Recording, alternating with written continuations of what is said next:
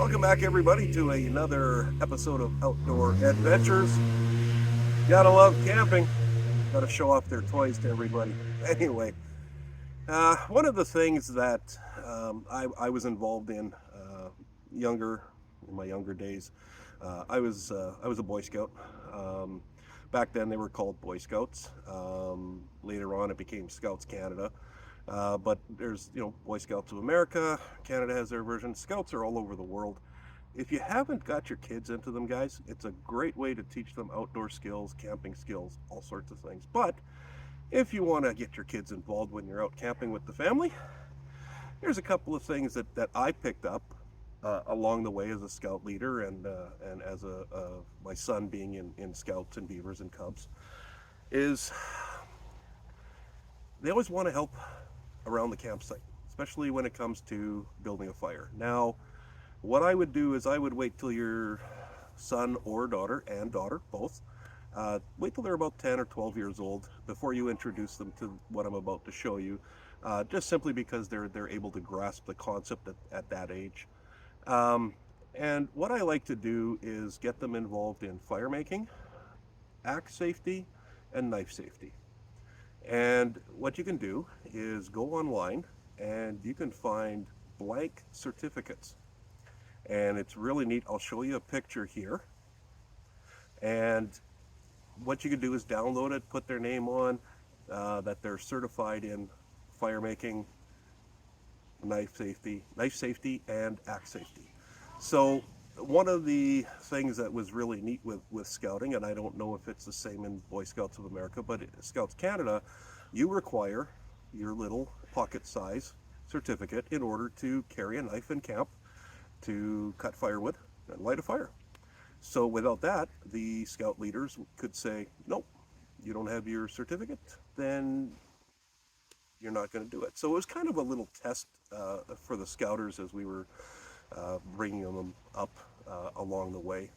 So even at the cub level, which is one level below scouts, we would have them make little tiny fires we would find garbage can lids or some kind of a metal container, and they would build a fire, and we would cook a marshmallow on it. And it was a good way to kind of introduce them to it. But if your kids are 10, 11, 12 years old or above, and you want to get them into some sort of camp safety, this is a great way to do it.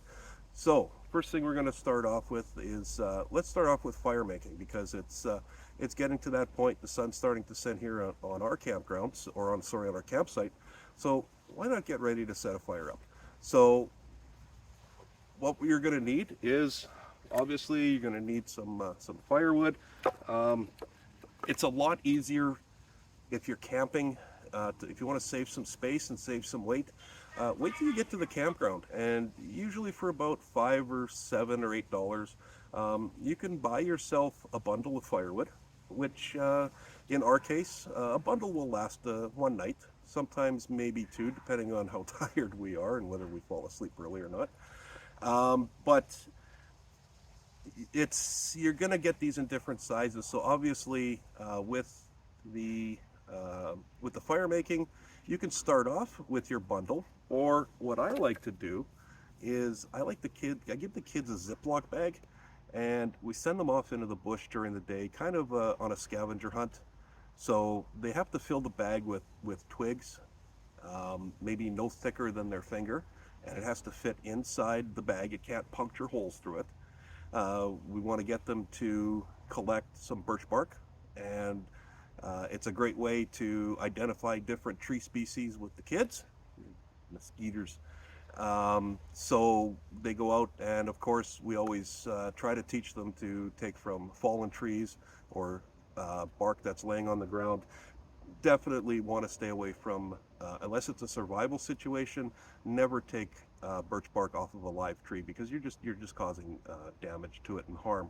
So we look for birch bark that's fallen or off of a fallen tree, and they add that into their Ziploc bag.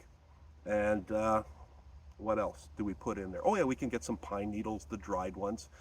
We tell them that they have to crawl underneath a pine tree to grab a handful and put that in the bag. So once they've got their bag filled up, basically what they do, they have the tinder to make their fire with. and it kind of keeps them occupied, gives them something to do. So once they have the tinder in their bag, they come back to the campsite, and what we're going to do is we're going to select a few pieces for them to chop. Now, obviously, the drier the better, the easier it is to chop. And in our next video, when we talk about axe safety and how to look after your axe, we're also going to show you how to sharpen your axe using a file. Okay, nothing worse than having a cut with a dull axe, right? You want a nice sharp axe, and a file is a great way to get that edge on there. So now that again, take a look at our other video on axe safety, and again, right, issue your kid a certificate, print it off before you go camping. This way, if they show you the skills and they can light a fire, then you can present, and you know what, it's really great, especially if you have the whole family around. You can do it around the campfire at night when they're having their hot chocolate and their s'mores, and you know, you can make a big event out of this, especially if you're camping with a large group, right? Give them the certificate then, make a big announcement and present them with their certificates, and trust me, it goes a long way, and it really helps to grab their attention when it comes to camping. So we have our axe, and we've got some samples of wood here. Now, I'm on the ground, so what I'm going to do is I've taken a fairly wide flat piece, and I laid that on the ground. You know what, let me readjust the camera a little bit here. There, hopefully we can, I got the shadow here. So, let's come back down. You know, guys don't need to see me anymore, do you? No, I didn't think so. All right, there we go. So, we'll just move this back a little bit. I'll probably edit this out anyway.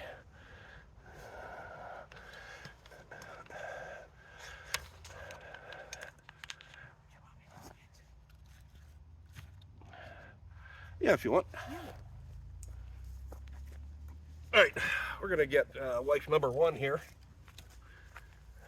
Yeah, just pick it right up. I'll edit this out. Can't see. No, that's good. Okay. All right, so we've got a nice flat piece that we're going to chop our wood with. Now, I don't know how many of you in the past, if you may have gone camping with your parents and you've seen somebody hold the wood down here and they take their hand right away, just as the axe, right? Right? That's pretty dangerous, especially for me. So here's what you can do to teach the kids the proper and safe way. If you're going to be splitting a piece of wood, find another piece of wood, and this now becomes their finger. You have total control out of this piece of wood here, and if you happen to do this, you're going to cut the wood, not one of these. That kind of puts a damper in your camping plans right there.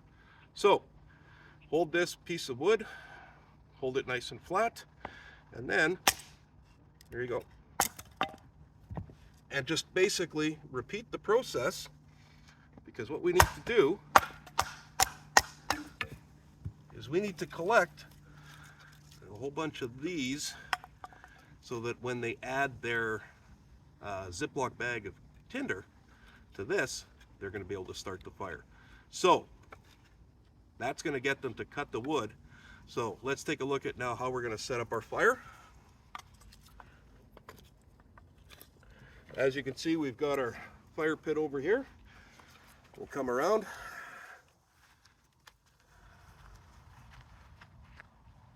Yeah, there you go.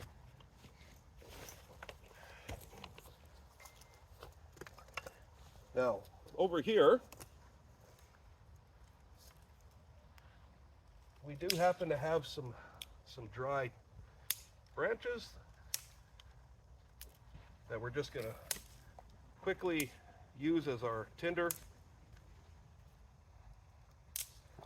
Okay. We're going to put that in a nice pile here. Okay. The other thing that I like to use are these fire starters. Sorry, my knees are a little bit sore. All they are, they're just sawdust with some wax in there. And you just break off one or two. Okay. Throw your sticks and your birch bark on there. Here we happen to have some nice dried up spruce leaves, pine leaves that we've kind of collected. We'll put that on there. And we're going to take our wood that we just chopped. Now, obviously we know the two methods.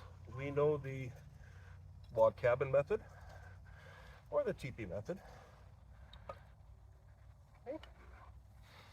And we're going to put our fire starters right in here. Just like so. Get your lighter.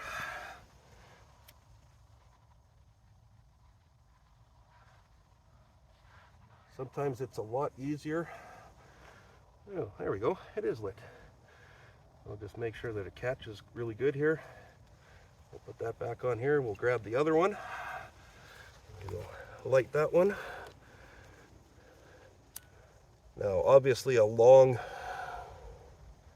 neck lighter is going to come in handy when you're camping.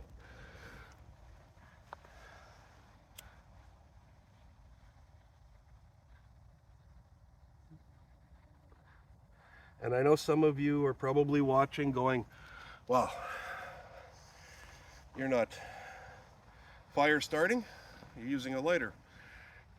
You make do with what you got. I mean, if I was out in the middle of the bush on a survival hike, I'd still have a little lighter or a flint and steel. We'll show you that in another video, but for right now, we're just going to let this catch and come back and see how it goes.